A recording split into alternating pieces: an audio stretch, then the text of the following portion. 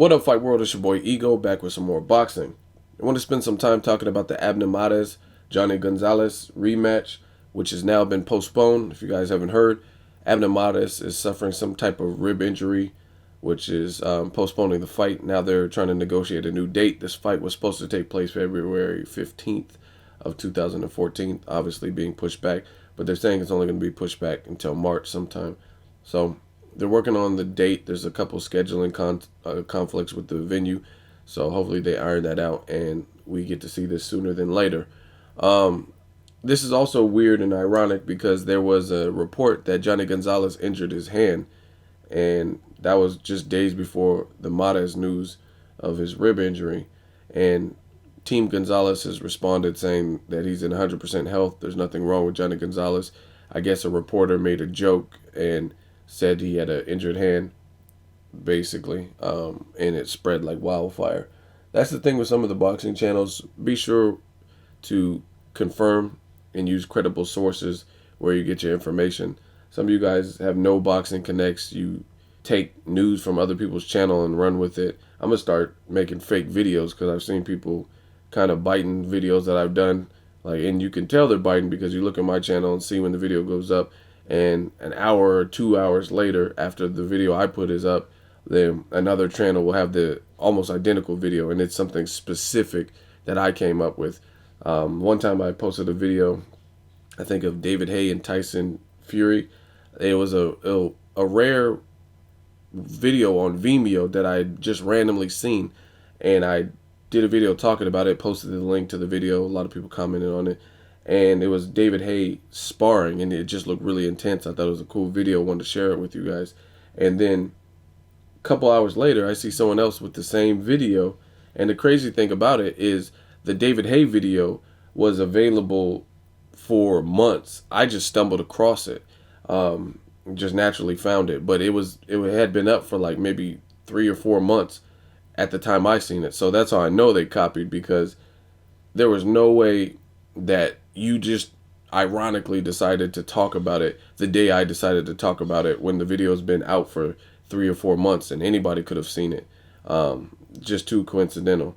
So be careful where you subscribe and get your news from, because some of these guys promote things and don't really go with credible sources. And I've seen a couple channels that talked about Johnny Gonzalez and said he had an injury, and they're saying it like it's fact. So that's one disclaimer.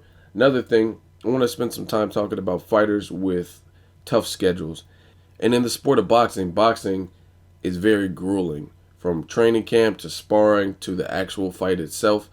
And one thing that I've noticed is boxing fans are very fickle. If you're on top of the world and you have a win, solid win, like let's say Mike Alvarado beats Brandon Rios, he's on top of the world for that moment.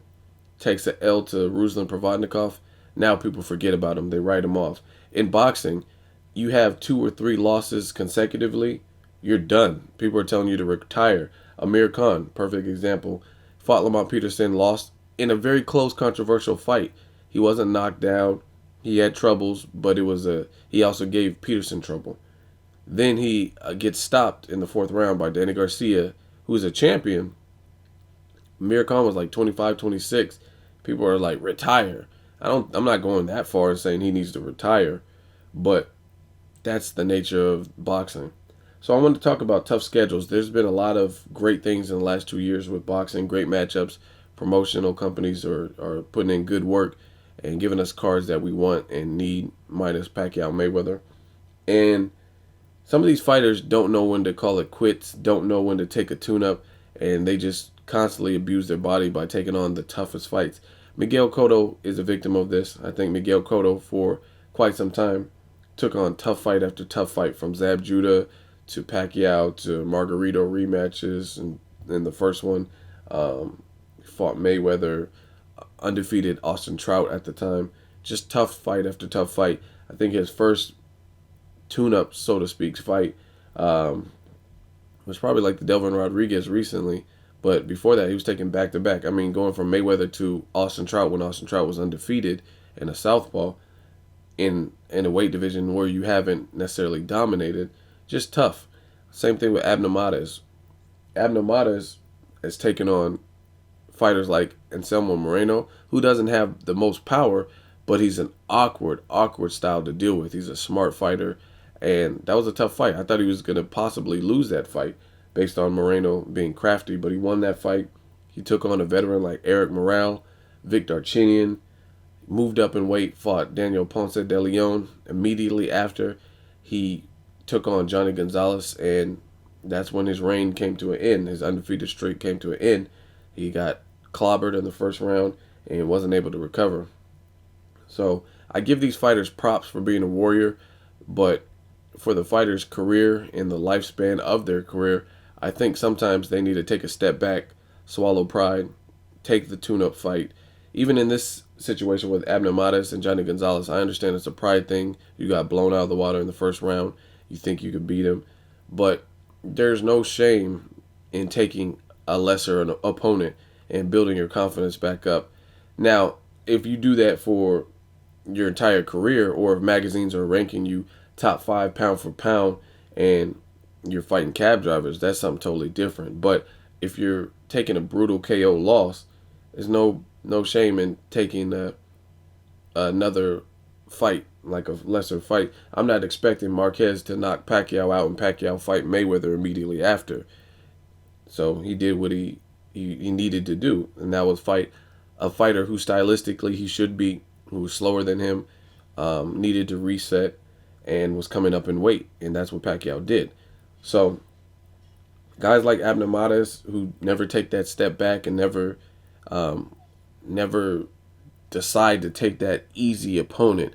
I mean, I feel bad for them, because sometimes those are the fighters that end up like Arturo Gatti. They just take on whoever, and it's commendable and it's respectful and it's commendable and it's respectable. However, as soon as you pay for taking those tough fights, the fans will abandon boxers. And someone made this someone made this comment on my post about UFC versus boxing, and it happens to be true in my opinion. I thought it was a great comment. They said that UFC fans are more loyal. They said a fighter in the UFC can take a loss and fans are still by them. And I do agree with that. I think boxing fans, like I said earlier, are really fickle. And if the fighter takes a loss, they're screaming to push you out the door and to retire. So just a cruel sport altogether. Guys like Abner Mares, tough schedule, no tune-up, and he's already going back into the alligator pit to fight the guy that knocked him out in the first round. So props for being a warrior, but sometimes you got to swallow your pride and do what's right to extend your career.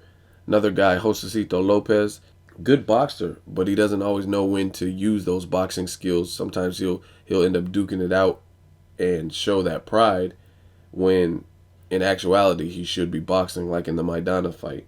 He had Maidana hurt. He should have just kept boxing, not getting into a slugfest.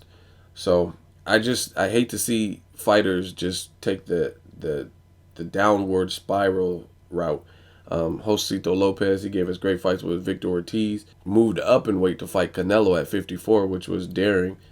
Clearly lost that fight. Then he fought a hard puncher at 47, Maidana, and took a tune-up fight after that with Mike Arenadas, and didn't look the same. He looked like he got older overnight, and that's sometimes what you see with these fighters with these daunting schedules, with tough fight after tough fight after tough fight. They get shot-worn, and taking headshots and punishment takes its toll. So hopefully Josesito Lopez and the other people I mentioned can bounce back. But at some point, I think the fighter needs to manage their career, or their handlers, and after a devastating loss, do what's right for the fighter, as opposed to throwing them back to the wolves and expecting them to win. Sometimes you got to build your confidence back. Adrian Broner was saying he wants to fight Marcos Maidana. He might not be ready for welterweight, so that might not be the best potential look for him. Maybe he should drop back down, get some significant wins, get his confidence back. But at the end of the day, a fighter will be a fighter, and they're going to do whatever the fuck they want to do. So let me know what you guys think. Fighters taking on tough schedules, Abner Mares, Josesito Lopez. The list goes on and on. If I forgot anybody, leave a comment. Let me know. And as always, hate, comment, or subscribe. Till next video, it's Ego signing off.